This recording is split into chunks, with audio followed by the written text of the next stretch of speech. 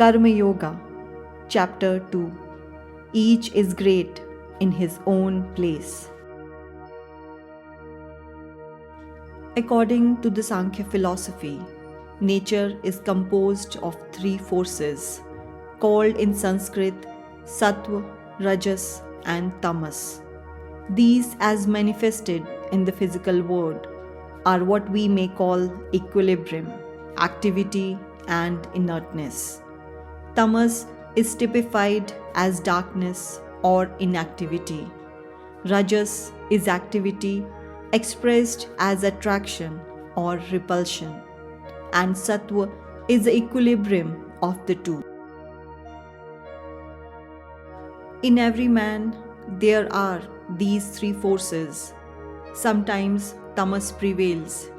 We become lazy, we cannot move, we are inactive, bound down by certain ideas or by mere dullness.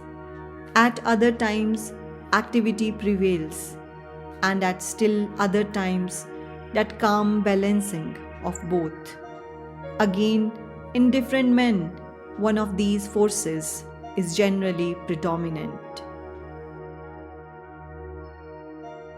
The characteristic of one man is inactivity, dullness, and laziness.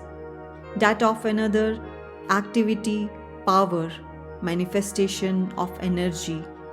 And in still another, we find the sweetness, calmness, and gentleness, which are due to the balancing of both action and inaction.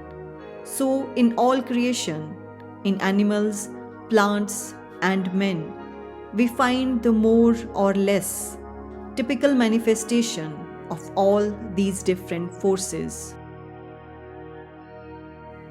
Karma Yoga has specially to deal with these three factors.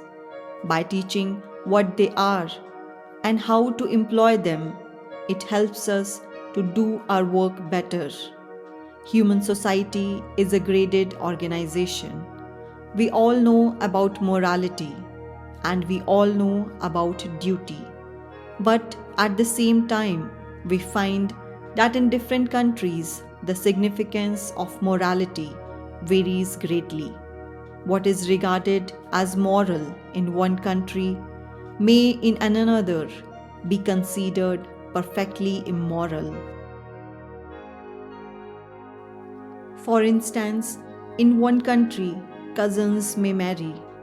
In another, it is thought to be very immoral. In one, men may marry their sister-in-law. In another, it is regarded as immoral. In one country, people may marry only once.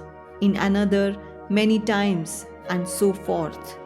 Similarly, in all other departments of morality, we find the standard varies greatly. Yet, we have the idea that there must be a universal standard of morality. So it is with duty. The idea of duty varies among different nations. In one country, if a man does not do certain things, people will say he has acted wrongly, while if he does those very things in another country, people will say that he did not act rightly. And yet we know that there must be some universal idea of duty.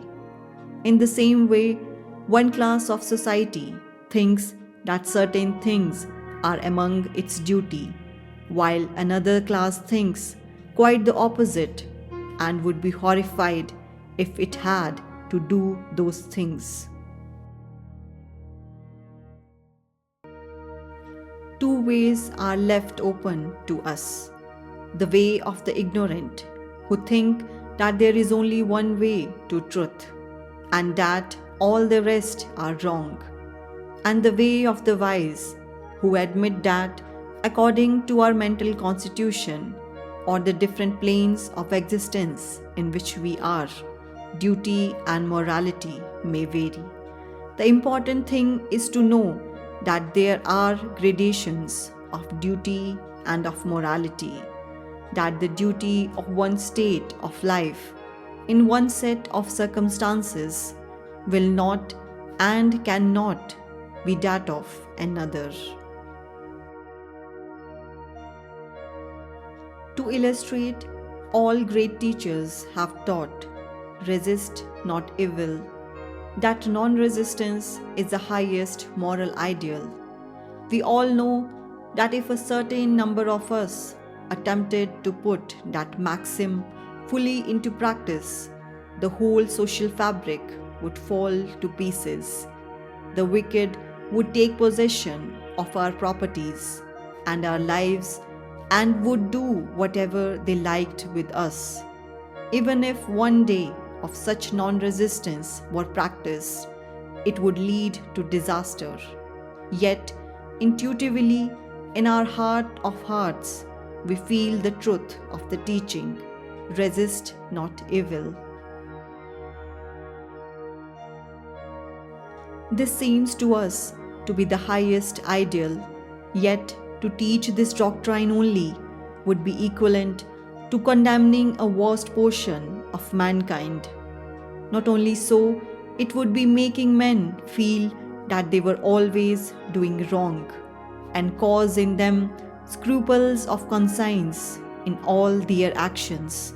It would weaken them, and that constant self-disapproval would breed more vice than any other weakness would. To the man who has begun to hate himself, the gate to degeneration has already opened, and the same is true of a nation. Our first duty is not to hate ourselves, because to advance we must have faith in ourselves first and then in God.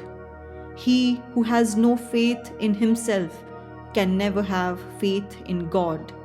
Therefore, the only alternative remaining to us is to recognize that duty and morality vary under different circumstances.